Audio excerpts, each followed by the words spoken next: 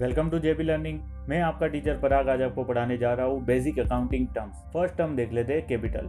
यहाँ पे एक पर्सन दे रखा है जय, जो कि एक ग्रेजुएट है। उसे अपना बिजनेस स्टार्ट करना है, इसीलिए वो 20,000 कैश, 10,000 का फर्नीचर और 5,000 के गुड्स लेकर बिजनेस स्टार्ट करता है। तो ये जो इन्वेस्टमेंट हो रहा है ना, यही है बिजनेस का capital. Capital is the amount invested in an enterprise by the proprietor और बाय पार्टनर्स। यहाँ पे कोई पार्टनर तो है नहीं, और प्रोप्राइटर कौन है? जय। तो जय ने जो कुछ भी इन्वेस्ट किया है बिजनेस में, वो उसके लिए बिजनेस का क्या हो जाएगा? कैपिटल। कैपिटल में इंक्लूड्स होते हैं कैश और अदर फाइनेंशियल असेट्स। यहाँ पे 20,000 कैश है और अदर फाइनेंशियल असेट्स में है 10,000 का फर्नीचर और 5,000 का गुड्स। यानी ऐसा नहीं है कि सिर्फ कैश ही कैपिटल गिना जाएगा, सारे फाइनेंशियल असेट्स को भी हम कैपिटल कह सकते हैं। अगर हम बात करेंगे कैपिटल के मैथमेटिकल फॉर्मूला की, तो capital is equal to asset minus liability. ये एक मैथमेटिकल फॉर्मूला है। कैपिटल को हम और दो नाम से भी जानते हैं, एक है नेटवर्थ और दूसरा है ओनर्स इक्विटी। सेकंड टर्म है हमारी बच्चों ड्राइंग। ये ड्राइंग कोई आर्ट नहीं है। हमने फर्स्ट कैपिटल में देखा था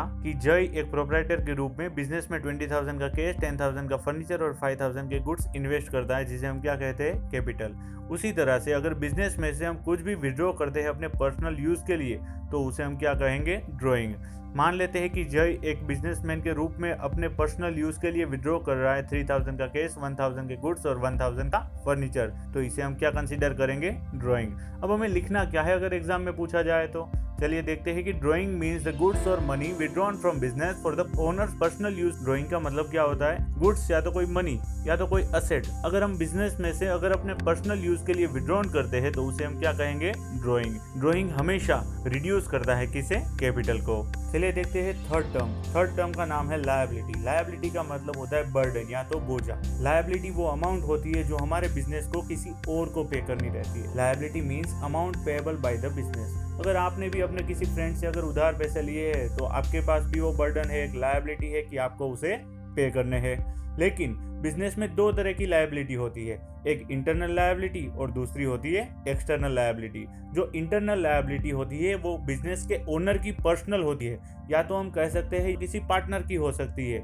लेकिन जो पार्टनर्स और बिजनेस के ओनर के सिवाय के सारे पर्सन्स है, उसे हम किस में कंसीडर करेंगे? एक्सटर्नल लायबिलिटी में। लाइक हम कह सकते हैं कि बैंक लोन हो गया, बिल्स किसी को पे करने, बिल्स पेएबल हो गए, या तो कोई आउटस्टैंडिंग एक्सपेंस हो गया, तो इसे हम क्या कहेंगे? एक्सटर्नल लायबिलिटी या तो आउटसाइड लायबिलिटी। लेकिन अगर हम अपने बिजनेस के पॉइंट ऑफ व्यू से लायबिलिटी के टाइप्स देखेंगे, तो दो टाइप्स निकल के आते हैं। एक को हम कहेंगे करंट लायबिलिटी और दूसरे को कहेंगे हम non current liability. Non current को हम फिक्स लायबिलिटी या तो लॉन्ग टर्म लायबिलिटी भी बोल सकते हैं। करंट लायबिलिटी वो होती है जो लेस देन 1 ईयर के अंदर हमें पे करनी होती है। लाइक किसी की सैलरी हो गई, या तो रेंट हो गया, या तो शॉर्ट टर्म लोन हो गई, या तो कोई बिल्स पेएबल हो गया, या तो कोई आउटस्टैंडिंग एक्सपेंस हो गया। आउटस्टैंडिंग का मतलब होता है हमें चुकाना बाकी है। लाइक अगर कोई एम्प्लॉय हमारे पास काम कर रहा है, तो पहली तारीख को अगर वो काम शुरू कर रहा है, तो हम पहली तारीख को उसे सैलरी नहीं देते, मंथ के एंड में देते हैं। क्या होता है? चुकाना बाकी होता है, पे करना बाकी होता है, तो उसे हम क्या कहेंगे? Outstanding expense. दूसरा है non current liability. Non current liability को हम और एक नाम से जानते हैं, जिसे कहते हैं लॉन्ग टर्म लायबिलिटी, जो हमें मोर देन 1 ईयर के अंदर पे करनी होती है। लाइक हम बैंक लोन कह सकते हैं, कार लोन कह सकते हैं, बिजनेस लोन कह सकते हैं, और भी बहुत सी होती है, डिबेंचर्स कह सकते हैं। अब आगे बढ़ते हैं। फोर्थ टर्म है हमारी असेट्स। असेट बिजनेस की प्रॉपर्टी को कहते हैं हम, जो कि है इकोनॉमिक रिसोर्सेज, जिससे बिजनेस प्रॉफिट अर्न करता है। एग्जाम्पल के तौर पे हम ले लेते हैं land, building, machinery, furniture, tools, stock, cash, bank balance, goodwill, copyright, debtors और ट्रेडमार्क। इसमें से कुछ वर्ड आपने नहीं सुने, जैसे कि गुडविल। गुडविल का मतलब होता है प्रेस्टीज। मार्केट में आपकी बिजनेस की क्या प्रेस्टीज है, उसे हम क्या कहेंगे? गुडविल। आपने एक और वर्ड नहीं सुना, डेटर्स। डेटर्स का मतलब होता है कस्टमर्स। आगे बढ़ते हुए देखते हैं कि असेट्स को हम किन किन कैटेगरी में क्लासिफाई करते हैं। फर्स्ट है करंट असेट, सेकंड है नॉन करंट असेट और थर्ड है फिक्टिशियस असेट। अभी हमें पढ़ने हैं दो, करंट असेट और नॉन करंट असेट। फर्स्ट हम देख लेते हैं करंट असेट। करंट असेट वो असेट होते हैं जो विद इन 1 ईयर कन्वर्ट हो जाते हैं कैश में, यानी कि हम ये कह सकते हैं कि 1 साल के अंदर वो कन्वर्ट हो जाते हैं कैश में। एग्जाम्पल के तौर पे cash balance, bank balance, stock, bills receivable. अगर हमें किसी से पैसे लेने हैं तो वो 1 साल के अंदर हम ले लेंगे। Raw material, debtors, prepaid expense, तो ये सारी चीजें क्या हो जाएंगी? Current asset. डेटर्स का मतलब मैंने आपको बताया अभी, कस्टमर्स, तो कस्टमर के पास से भी हम 1 साल के अंदर पैसे ले लेते हैं। Non current assets, non current assets वो असेट होते हैं जो हम रीसेल के मोटिव के साथ परचेज नहीं करते और जिसका यूजेज मोर देन 1 ईयर के लिए होता है, जिसे हम लॉन्ग टर्म असेट्स भी कह सकते हैं। एग्जाम्पल के तौर पे हम ले सकते हैं land, machinery, plant, furniture, trademark, copyright, tools और पैटर्न। नॉन करंट असेट्स के 2 टाइप होते हैं, एक है फिक्स असेट और दूसरा है non current investment. First of all fix asset को देखते हैं, जिसके 2 टाइप्स है, एक है टेंजिबल असेट और दूसरा है इंटेंजिबल असेट। टेंजिबल असेट को फर्स्ट ऑफ ऑल स्टडी करेंगे तो हमें पता चलेगा कि टेंजिबल असेट वो असेट होते हैं जिसका फिजिकल एग्जिस्टेंस होता है। टेंजिबल असेट को हम टच कर सकते हैं और देख भी सकते हैं। एग्जाम्पल के तौर पे हम ले लेते हैं लैंड, मशीनरी, प्लांट और बिल्डिंग। और इनटेंजिबल असेट्स वो असेट होते हैं जिसका फिजिकल एग्जिस्टेंस नहीं होता और जिसे हम देख भी नहीं सकते और टच भी नहीं कर सकते। एग्जाम्पल के तौर पे हम ले लेते हैं कॉपीराइट, ट्रेडमार्क, गुडविल। चलिए देखते हैं बिजनेस ट्रांजैक्शन। बिजनेस ट्रांजैक्शन का मतलब होता है एक्सचेंज ऑफ प्रोडक्ट और सर्विस ऑफ बिजनेस बिटवीन 2 और more person in the forms of cash और क्रेडिट। गुड्स और सर्विस को आप एक्सचेंज करते हो कैश और क्रेडिट के फॉर्म में 2 और मोर पर्सन के बीच में। लाइक फॉर एग्जाम्पल मैं ये कह सकता हूँ, आप अगर किसी शॉप में जाते हो और 20 रुपीज पे करते हो और लेस की एक वेफर्स लेते हो, तो ये क्या हो जाएगा, एक बिजनेस ट्रांजैक्शन हो जाएगा, क्योंकि आपने वेफर यानी कि गुड्स परचेज किए और बदले में क्या दिया, कैश। ये एक इकोनॉमिक एक्ट है बिजनेस का। एग्जाम्पल के तौर पे हम कह सकते हैं purchase of goods, sales of goods, payment to creditor. Creditors word जो कि आपके लिए न्यू है तो मैं आपको बता देता हूँ कि क्रेडिटर्स का मतलब होता है आपके सप्लायर। बिजनेस ट्रांजैक्शन के एग्जाम्पल्स देख लेते हैं। फर्स्ट ऑफ ऑल दिखाता हूँ मैं आपको cash transaction of business. Goods of ₹5,000 sold to Rajinikanth for cash. Rajinikanth को यहाँ पे हमने 5,000 के गुड्स सोल्ड किए हैं। ये एक बिजनेस का एक्ट है और कैश रिसीव किया, ये इकोनॉमिक वैल्यू रिप्रेजेंट कर रहा है। तो यहाँ पे रजनीकांत एक सेपरेट पर्सन है, गुड्स एक प्रोडक्ट है, 5,000 रुपीज एक इकोनॉमिक वैल्यू है जो ऑन द स्पॉट मिलती है और money as exchange against goods है। तो यहाँ पे ऑल कंडीशंस बिजनेस ट्रांजैक्शन की फुलफिल होती है। देखते हैं second, credit transaction of business. Goods यहाँ पे 5,000 फिर से सोल्ड किए हैं रजनीकांत को क्रेडिट पे और पेमेंट कंडीशन दे रखी है 10 डेज। गुड्स सोल्ड किए हैं क्रेडिट के बेसिस पे, मनी रिसीव होंगे 10 डेज में और ये ट्रांजैक्शन है क्रेडिट। यहाँ पे रजनीकांत एक सेपरेट पर्सन है, गुड्स एक प्रोडक्ट है और 5,000 rupees economic value on the spot नहीं मिलती, 10 डेज बाद मिलती है।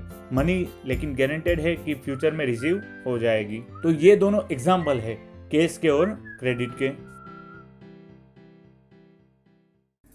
नेक्स्ट टर्म है हमारी receipt. Receipt is the amount received और रिसीवेबल फॉर सेलिंग गुड्स और सर्विसेज। अगर हम कोई भी गुड्स और सर्विस अगर बेचते हैं और जो भी अमाउंट हम रिसीव की है, या तो हमने ऑन द स्पॉट रिसीव की है या तो रिसीवेबल है फ्यूचर में, तो ये होती है हमारे लिए रिसिप्ट। लाइक एग्जांपल के लिए हम कह सकते हैं receipt of commission, receipt of dividend and receipt of sale in business. Sale in business में हो सकते हैं या तो आप गुड्स बेच रहे हो या तो कोई असेट बेच सकते हो। रिसिप्ट ऑफ डिविडेंड, जब भी हम कोई शेयर में इन्वेस्ट करते हैं और वहां से जो भी हमारी इनकम आती है उसे हम क्या कहते हैं, डिविडेंड। रिसिप्ट के 2 टाइप है, revenue receipt and capital receipt. First of all revenue receipt को देख लेते हैं। बिजनेस के रेगुलर नेचर से इनकम जो भी जनरेट होती है उसे हम रेवेन्यू रिसिप्ट में कंसीडर करते हैं। लाइक फर्नीचर शॉप वाला फर्नीचर बेच के पैसे कमाएगा क्योंकि फर्नीचर उसके लिए गुड्स है। मोबाइल शॉप वाला मोबाइल बेचकर पैसे कमाएगा क्योंकि मोबाइल उसके लिए गुड्स है।